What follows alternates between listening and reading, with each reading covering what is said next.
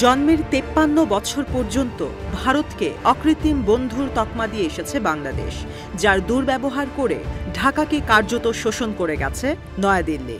৫ অগাস্টের পর নতজন পররাষ্ট্রনীতি থেকে সরে এসেছে বাংলাদেশ। এতে পাকিস্তান ও চীনের মতো দেশগুলোর সঙ্গে ঘনিষ্ঠ হচ্ছে সম্পর্ক।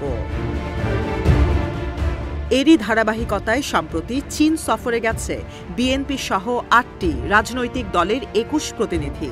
১০ দিনের এই সফরে ঢাকাকে আলিঙ্গনের জন্য বাহু প্রসারিত করেছে বেইজিং, এমন মন্তব্য করে প্রতিবেদন প্রকাশ করেছে বিবিসি। প্রতিনিধিদের সঙ্গে বৈঠকে দেশটির ভাইস মিনিস্টার সান হেইয়ান জানান, বাংলাদেশের সবচেয়ে ভালো বন্ধু হতে চায় চীন। কমিউনিস্ট পার্টির শীর্ষ এই নেতা জানান, ভৌগোলিকভাবে বাংলাদেশের অবস্থান কৌশলগত গুরুত্বপূর্ণ স্থানে অবস্থিত। ফলে ঢাকার প্রতিবেশী এমন হওয়া উচিত যারা শান্তি ও সহাবস্থানে বিশ্বাসী, এমনকি পরস্পরের উন্নয়নের সহযাত্রী হলেও একে অন্যের অভ্যন্তরীণ বিষয়ে হস্তক্ষেপ করবে না। জনগণের সঙ্গে জনগণের সম্পর্ক যেমন গুরুত্বপূর্ণ, ঠিক তেমনই গুরুত্বপূর্ণ দলের সঙ্গে দলের সম্পর্ক। এতে করে দুই দেশের জনগণ সম্পর্কের সুফল ভোগ করতে পারে।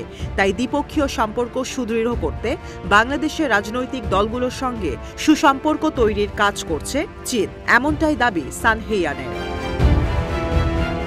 এদিকে বিএনপির স্থায়ী কমিটির সদস্য ডক্টর আব্দুল মঈন খান জানান, আগামী নির্বাচনে তার দল ক্ষমতায় এলে তিস্তা মহাপরিকল্পনা প্রকল্পের কাজ পাবে চীন।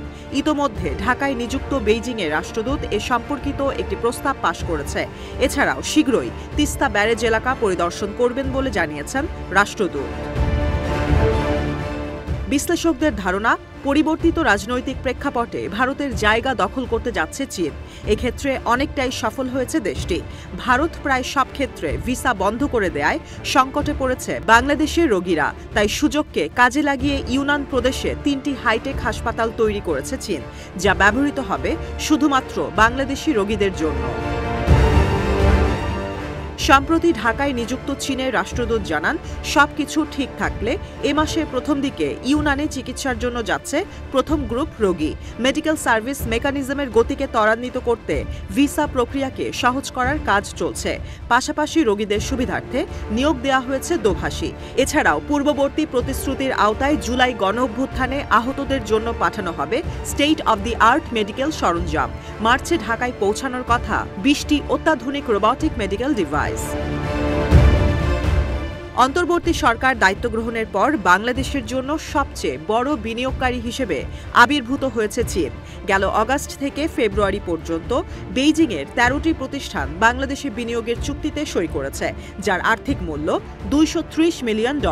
এছাড়াও চট্টগ্রামে অবস্থিত চায়না ইকোনমিক অ্যান্ড ইন্ডাস্ট্রিয়াল জোনে বিনিয়োগের আগ্রহ প্রকাশ করে চিঠি পাঠিয়েছে ১৩টি প্রতিষ্ঠান, যা সম্পন্ন হলে সর্বমোট বিনিয়োগ ছাড়াবে $১ বিলিয়ন।